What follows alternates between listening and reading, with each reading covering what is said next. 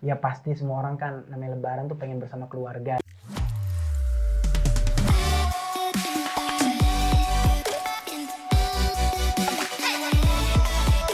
Kami datang membawa perubahan untuk menginspirasi, inovasi, dan edukasi.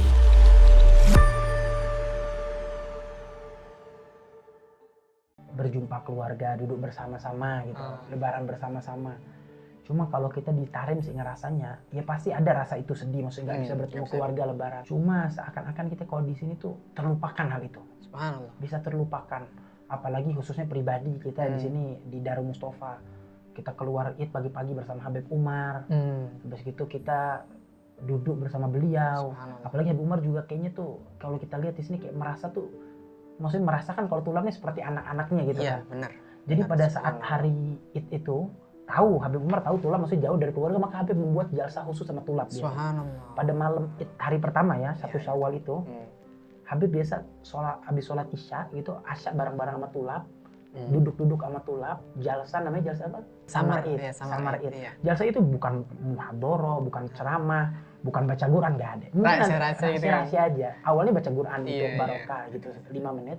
Habis itu adanya yang lain semua gosida, lomba-lomba, Cerita-cerita pengalaman. tentang Id di Indonesia ataupun Iya. kadang-kadang ada santri yang dari mana tuh, dari Uganda, dari Amerika. Cuma ya. ngelucu aja gitu Ngelucu sambil aja. Habib tuh ketawa, nanti Habib gitu juga ikut melucu karena Habib Umar juga ikut bercanda gitu maksudnya. Ngasih soal, kadang Habib soal-soal yang lucu juga dikasih buat Tulab gitu. Seakan-akan kayak keluarga gitu. Dari hal-hal yang seperti itu kita merasakan bahwa Habib ini orang tua kita ya. Iya gitu. Bukan kita melupakan orang tua kita, tapi kita merasa kayak diobati gitu. Rasakan kita terobati gitu. Subhanallah, benar. Terus kalau udah ayam musid ini udah selesai, puasanya yang 6 hari ini di bulan Syawal udah selesai, terus ngapain? Iya, pada saat udah selesai puasa 6 hari ini kan selesainya tuh jatuhnya tanggal 8. 7 tuh tanggal 7 Syawal tuh puasa terakhir. Puasa terakhir. Cuma kan hari pertama nggak boleh puasa. Nggak boleh puasa ya. Nah, jadi pada saat pagi tanggal 8 ini dibilang ini Id kedua. Emang Id yang besarnya dibilangnya. Sebab semua orang keluar di hari ini. Jadi ada Id yang hari pertama tuh. Iya. Ntar ada Id lagi yang hari Ada ke-7. Id hari ke-8. Id kedua ini malah kita lihat lebih besar. Seakan-akan baru kerasa Idnya di situ. Sebab di hari pertama kita cuma 2 jam, 3 jam. Id pas itu kembali Ramadan lagi. Tidur pagi tidur, yang malam bangun seperti itu tertib. Cuma di hari ke-8 ini pada habis sholat subuh, hari ke-8 ini mereka semua berkumpul iwadat pagi hari. Untuk tempat iwadatnya setiap magom, setiap gobilah di sini, hampir setiap gobilah mempunyai acara sendiri-sendiri. Jadi pas pagi itu biasa kalau tanggal 8 pagi kita pertama mulai dari magom Habib Abdullah Haddad biasanya. Iwadat atau kita bilang halal bihalal bahasa Indonesia mungkin ya. Di sana di masjid pagi-pagi sekitar 1 jaman, agak lama. Itu termasuk paling lama ibadah. Selepas itu kita pindah nanti ke rumah berikutnya, rumah Balfagi. Setelah itu rumah Habib Abdullah bin Syahab. Bukan yang pertama itu ini Balawi. Baru hari kedua. Hari kedua ya. Nanti hari kedua. Hari kedua. Kita berangkat nanti biasa setelah selesai itu kan jam habis isyraq biasa selesai. Habis isyraq. Jadi biasa orang tuh mulai sholat isyraq bersama-sama. Penuh itu yang hadir. Sampai masjid yang besar itu penuh sampai keluar-luar bahkan orangnya.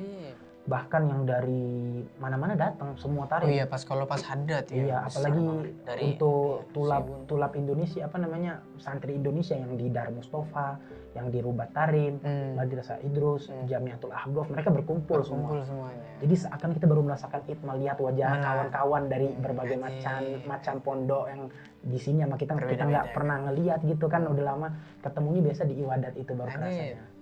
Nanti setelah lepas sholat isyraq baru kita kembali jalan ke Darul Mustafa. Ya, ke rumah Balfagi dulu. Dari Hawi dari Imam Haddad tuh kita jalan bareng. Jalan bareng-bareng rame-rame jalan kaki. Padahal jauh kan ya? Lumayan jauh, cuma nggak kerasa biasa. Nggak kerasa. Iya, mungkin habaib pada ada yang banyak mobil, cuma sebagian jalan juga sebab sekitar 10 menit jalan kaki. Setelah itu nanti di Balfagi juga sama, iwadat. Baca qasidah.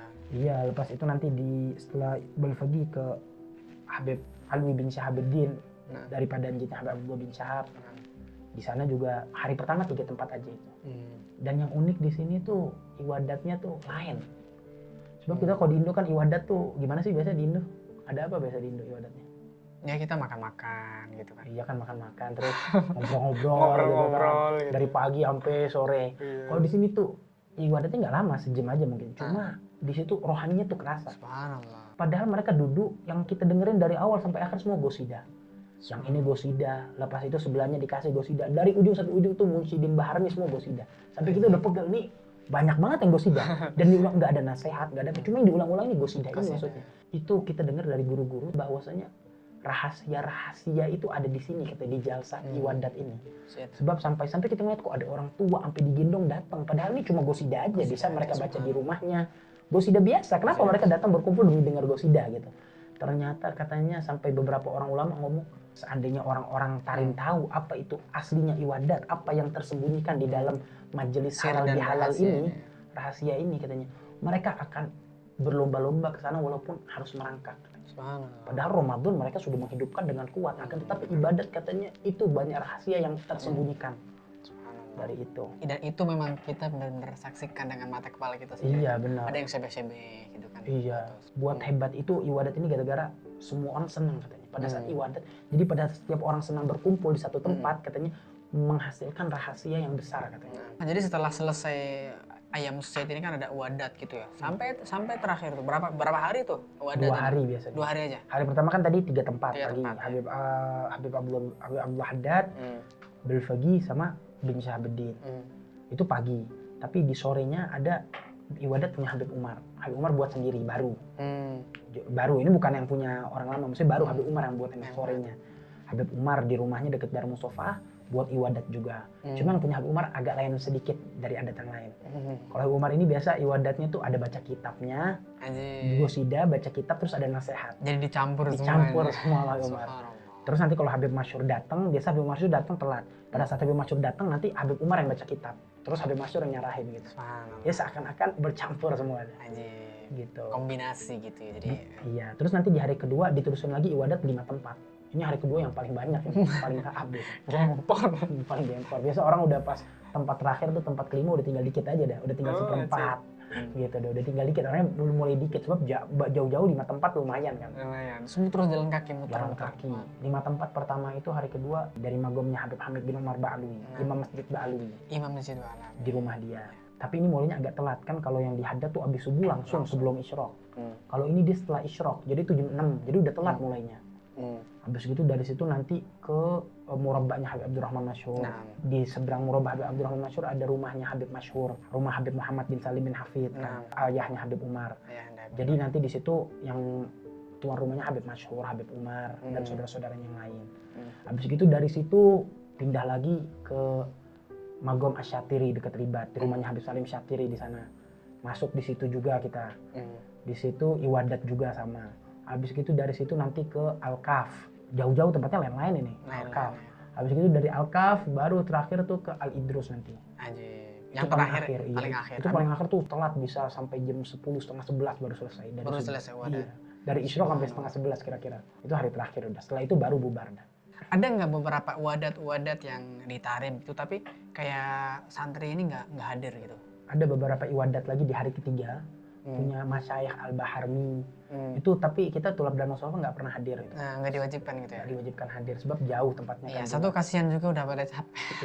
Terus juga persiapan tulab daras. Sebab mulai hari itu sudah mulai daras. Tanggal 10 Syawal tuh kita, bahkan tanggal 9 malam 10 tuh pelajaran udah mulai. Dari malam 10 tuh udah mulai tahun ajaran baru gitu. Iya gitu. Jadi repot udah pagi tuh kita udah sibuk masing-masing, yang beli kitab baru, yang nyari tertib baru, kurikulum baru gitu ya. Kalau di wadat kan tadi kan dari tempat ke tempat gitu ya. Iya. Nah kalau di Indonesia kan kadang kita buat wadat sama keluarga kita kan kecil-kecil itu kan kayak satu meja ini makanan gitu banyak gitu kan. Iya. Kalau di sini makanan khas di wadat tuh apa? Makanan khas di iwadat di sini tuh ada 2. Yang pertama bukhur dibukurin, dimakan. Iya, yang kedua itu kopi. Kopi kahwa. Gahwa. Jadi kita tuh kalau seandainya dapat iwadat yang pagi itu belum makan apa-apa ya juga maksudnya langsung minum kopi kita 1 gelas. Nanti pindah lagi ke iwadat berikutnya juga 1 gelas lagi kopi. Jadi bisa-bisa sehari kita minum kopi 5 gelas kopi dalam satu waktu kan, dalam waktu pagi. Tapi Roy di sini gelasnya kecil-kecil. Iya sih benar. Cuma tetap aja kopi juga, pedes juga mulut, lapar juga. Sebenarnya banyak sekali kegiatan-kegiatan yang belum kita ceritakan ya. Iya. Tapi ya insya Allah segitu aja lah buat gambaran bagi teman-teman yang nanti syuting lagi. Buat gambaran bagi teman-teman yang pengen tahu sih kayak gimana sih maksudnya ke Lebaran di Tarim ini kayak gimana. Jadi ya kurang lebih seperti itu ya walaupun masih kurang banyak. Oke, nantikan di episode berikutnya. Salam kreatif. Subhanaka Allahumma wa bihamdika asyhadu an la ilaha illa anta astaghfiruka wa atubu ilaik. Terakhir salaman gitu dong.